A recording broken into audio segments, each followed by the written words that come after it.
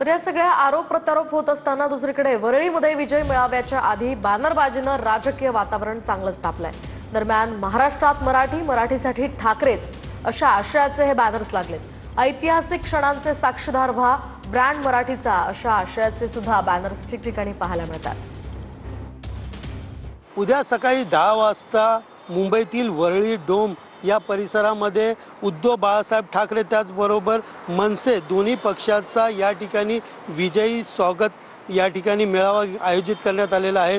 आपण पाहू शकता या ठिकाणी यासाठी मोठ्या प्रमाणात बॅनरबाजी करत या ठिकाणी वातावरण निर्मिती जी आहे ती शिवसेना आणि त्याचबरोबर ठाकरे या दोन्ही पक्षाकडून केली जात आहे। मी सध्या उभा आहे वरळी डोम परिसरामध्ये आणि आपण पाहू शकता या ठिकाणी मोठ्या प्रमाणात या ठिकाणी बॅनरबाजी करण्यात आलेली आहे। जी माणसं जी मराठी लोक चुकीच्या रिक्षा पकडून नागपूरला गेलेले आहेत त्यांनी परत मुंबईत ठाकरे बंधूकडे या, नाहीतर कायमचे गुजरातला पोचाल अशा आशयाचे बॅनर या ठिकाणी लावण्यात आलेले आहेत। कॅमेरा पर्सन अमित शिगवणसह सुनील जाधव, TV9 मराठी, मुंबई।